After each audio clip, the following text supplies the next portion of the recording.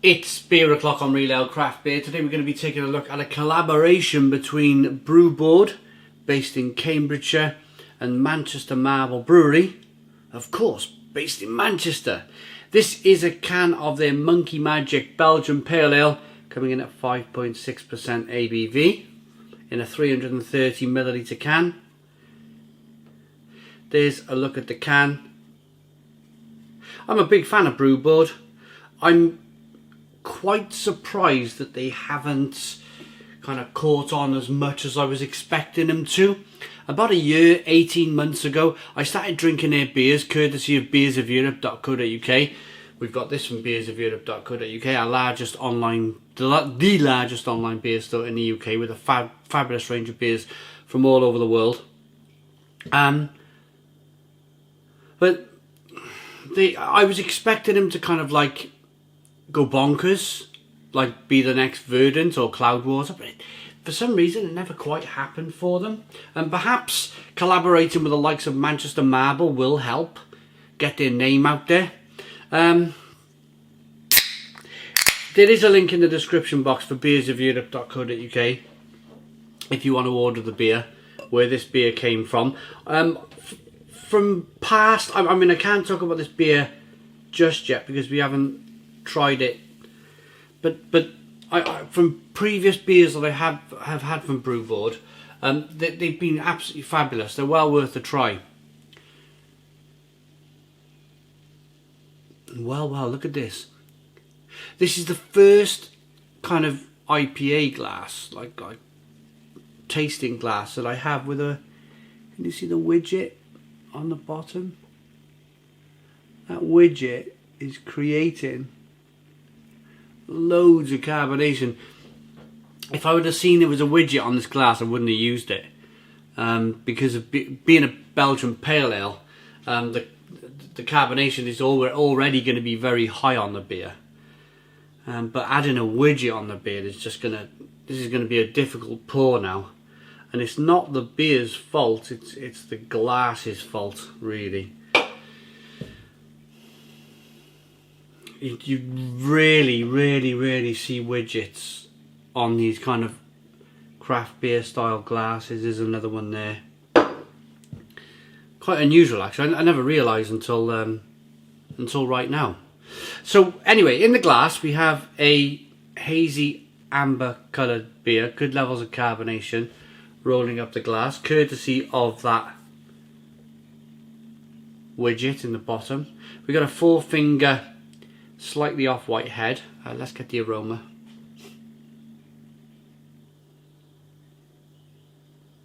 Oh, it's good. It's good. It's got that kind of slight, ever so slight banana.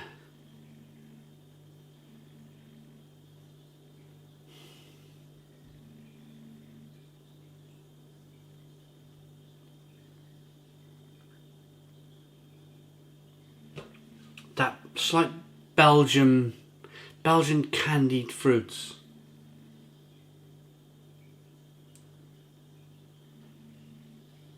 That smells really good. Really good. Nice malty kind of backbone to it. Slight breadiness coming through.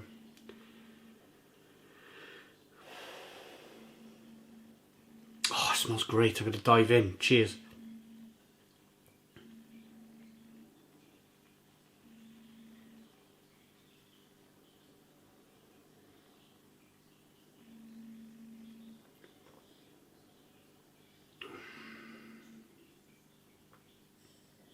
Oh, wow.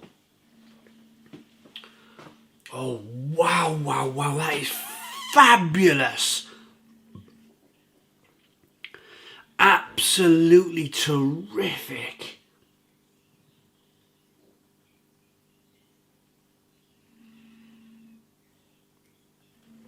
Oh, stone the crows. Stone the crows. What an amazing beer. Oh, wow. Oh, do you know that they can be quite hard to describe, these Belgian.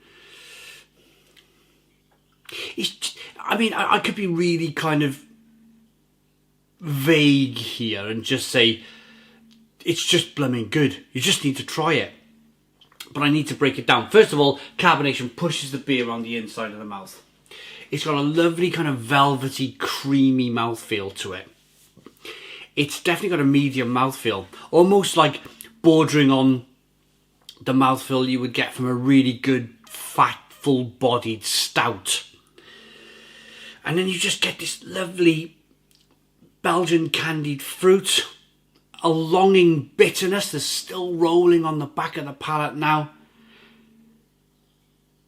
Orange, lemon, biscuitiness from the malt, and then a dryness. It's quite a dry beer on the palate, spicy and peppery. Got to get the rest of this can. It should behave itself now.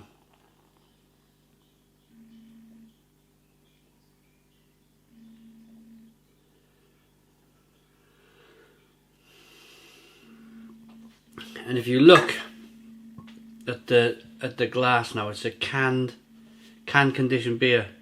You should be able to see. There you go. Look at the sediment. Look at the sediment rolling around in that glass. And that's what you would expect from a good Belgian beer. If I turn it around this way, you'll see a good clump. Look at that clump of yeast there. There it goes. I mean, that's really healthy for you. It's full of vitamin B. Full of vitamin B. I always drink the yeast, and I mean, I've been to Belgium on a number of occasions. I need to go back. It's been a number of years now. I need to go back to Belgium. But whilst I was in Belgium, it was no problem at all. Same as Germany. The yeast is in the beer. You drink the yeast. It's full of vitamin B. I'm glad it's becoming a thing in the UK. I'm glad all these hazy beers are really taking off now, because it just means that you're not drinking with your eyes anymore. You're actually drinking with your mouth.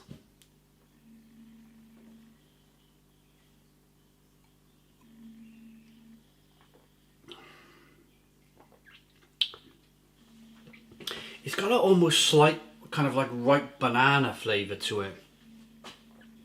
Maybe even a bit of like a fruity raisin flavour. But it's absolutely terrific. I can't explain enough just how good this beer is. Wonderful. And there's nothing really to say. Only that it's been brewed at Brewboard. Brewed and canned at Brewboard. Water, hops, barley and yeast. I got a New England IPA to try from Brewboard. I'm going to be doing that next. So look out for that review relatively kind of shortly in the whenever this comes out. The New England IPA will be coming out a couple of days after, or maybe the next day. But this is just stonkingly good beer. Absolutely stonkingly good beer. If you're a fan of Belgian beer with like a slight kind of twist to it, like an American style twist to it, where you get those kind of fruity flavours, then you're going to love this beer. You're really going to love this beer. Two great breweries there. Two great breweries. I like that beer enough to give it a Stone the Crows 9 out of 10. It's a 9 out of 10 from Real Ale Craft Beer. Please put your comments in the comments box. Subscribe to our daily beer and food reviews. Give us a big fat thumbs up. Boom! Cheers.